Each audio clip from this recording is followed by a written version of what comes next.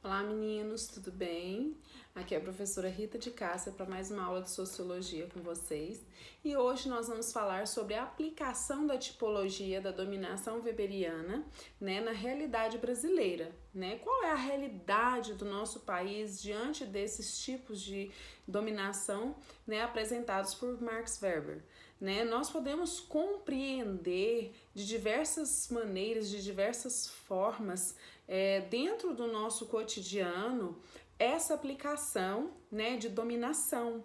E esses tipos de dominação, eles vêm em constante mudança, em constante aprimoramento, talvez, de acordo com o que nós vivemos e com a situação em que nós nos colocamos, Então, a dominação, ela é, sem dúvida, um dos conceitos mais importantes, da obra de Max Weber, e ele vai destacar, essa sociologia compreensiva, essa sociologia que vai ser uma sociologia preocupada com a ação social, certo? Com a ação do indivíduo dentro da sociedade, por exemplo, ele vai ser preocupado não com o fato ou o fenômeno em si, mas como que eu vou captar isso, em qual sentido essa ação vai influenciar na minha vida como cidadão, ok? E a sociologia compreensiva, ela está preocupada justamente nisso, em saber, em captar o sentido da ação social, em qual sentido essa ação, vai agir na vida do indivíduo, ok? Max Weber, na sua obra, Economia e Sociedade, que é uma obra póstuma, foi publicada após sua morte, em 1920, ele vai citar ali, ele vai defender, a dominação com uma probabilidade de se obter uma obediência, em um determinado mandato. Ou seja, o indivíduo, ele vai obedecer, uma certa ação quando ela for executada. Então, ali, o indivíduo, ele recebe uma ordem, ele recebe ali uma lei, um mandato, e ele vai obedecer aquilo ali, não apenas para que ele exerça uma atividade física, certo? Mas ele vai necessitar primordialmente, de uma obediência, tá? Por isso, a dominação, ela vai encontrar formas de legitimidade e aceitação, tá? Então, ela vai precisar ser aceita e vai precisar, ter uma legitimidade para que ela seja compreendida e para que ela seja executada, tá? A gente tem um exemplo simples. Suponha que foi criada uma lei e que essa lei não foi bem aceita. Professora, mas e aí? Aí essa lei foi criada, não foi bem aceita, o povo não vai cumprir, não vai obedecer ela, E aí as pessoas vão começar a ser punidas porque elas não cumprem essa lei. E essa lei, então, ela não vai ter legitimidade, porque ela não tem aceitação, Um exemplo que nós temos aqui muito praticado no nosso cotidiano, é a questão da bebida, do crime, de embriaguez ao volante, Existe uma prática, Existe essa prática, de beber e dirigir, mesmo sendo ilegal, É muito comum a gente ver as pessoas beber e dirigir, mesmo que seja um crime de trânsito, Mas grande parte da sociedade vai ver isso como algo normal, algo corriqueiro. Então, a dominação é isso, sabe? Eu exerço o poder, o indivíduo aceita essa relação de poder e aí ele é dominado. Quando o indivíduo não aceita essa relação de poder, não há dominação, tá? Para que haja a dominação, é necessário ter o poder, mais a submissão, ou seja, a lei, que é o poder, mais a submissão, ou seja, a aceitação para que exista a dominação, né? Para que exista essa prática. Quando isso não acontece, não há a dominação, tá bom? E a gente tem um exemplo, olha só, eu posso citar inúmeros exemplos. Um dos exemplos mais simples que eu posso citar para vocês. O professor chega na sala de aula, pede silêncio. O pessoal dá uma olhada assim e fala assim, ah, não vou fazer silêncio para esse professor não tô afim. Ou seja, não vai haver dominação. Por quê? Porque o professor vai exigir, né, vai impor uma lei, uma regra.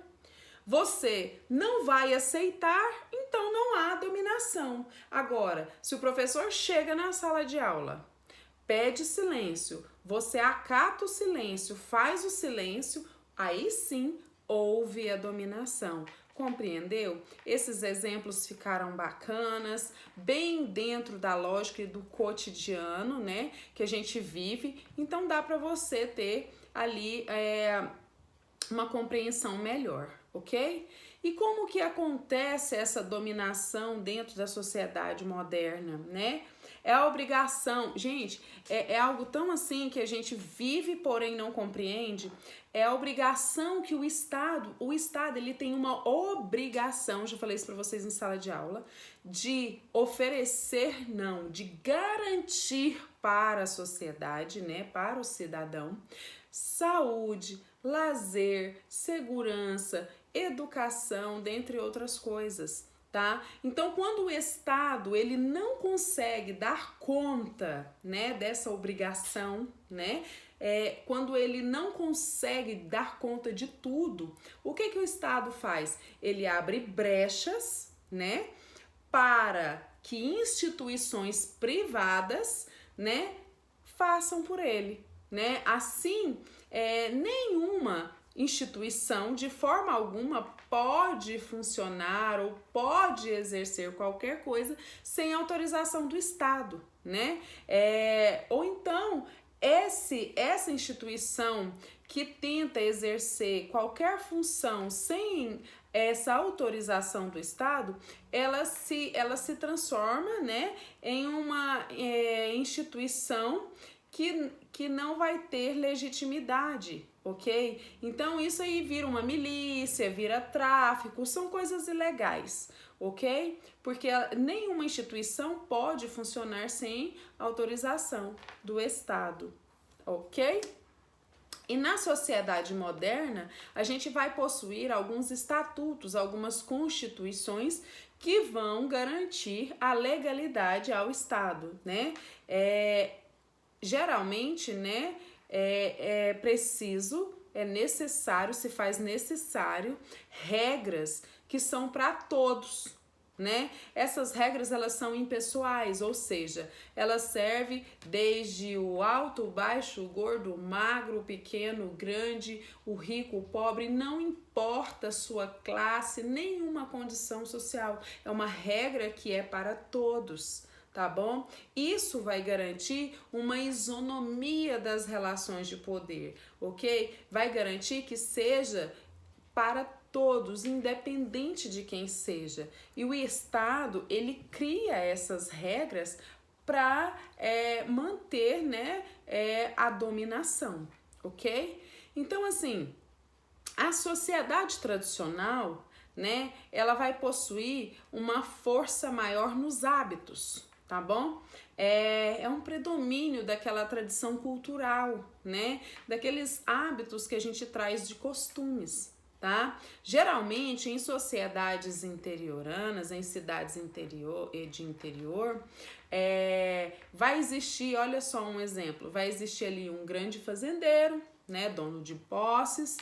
E essa figura desse grande fazendeiro, ela não vai estar lá na lei. Claro que não vai estar, mas vai fazer parte do meu costume, né, da minha tradição, que eu respeite esse fazendeiro. Então, essa parte não é algo que está ali dentro das leis, mas vai fazer parte, né, vai estar dentro de uma tradição, de um costume, né, e geralmente isso vai me submeter, né, a ser uma pessoa submissa a esse indivíduo, certo? Devido às tradições nas quais eu vou estar vivendo. Um outro exemplo, né, que a gente pode citar para vocês é um hábito cultural que nós temos, né? Que quando a criança não obedece, a gente, surrupia o danado, dá um cacete, pega de chinela, pega de cinto, né? Isso tá na lei? Claro que não, tá? Mas isso aí é um hábito, isso é cultura, é cultural, vem lá, não sei nem te falar de quando, né? O castigo, né? Como maneira punitiva para quem não obedece às regras, ok? E há também uma outra tipologia que é a do carisma, certo? Que o carisma não quer dizer que a pessoa vai ser querida ou que a pessoa vai ser amada, ok? Ali a gente tem opostos também. Nós podemos falar de Hitler, Fidel Castro, né? Que são figuras que vão exercer poder, domínio, né? Sem necessariamente serem pessoas amadas ou queridas. E dentro do Brasil a gente pode citar também duas figuras bem, que dão choque. Olha só, eu posso citar o exemplo do Lula e eu posso citar o exemplo do Bolsonaro. Cada um dentro da sua perspectiva e dentro da sua lógica e da sua da sua cultura e do seu hábito, eles vão criar ali dentro de uma única sociedade carismas opostos, diferentes. Isso não quer dizer que nenhum e nem o outro seja certo ou errado, mas quer dizer que cria-se hábitos, né? Que cria-se ali um carisma por alguém que possui uma oralidade, né? Que possui ali algo que vai te remeter a ser submisso, ok? Essa foi mais uma aulinha de sociologia da professora aqui para você. Beijo!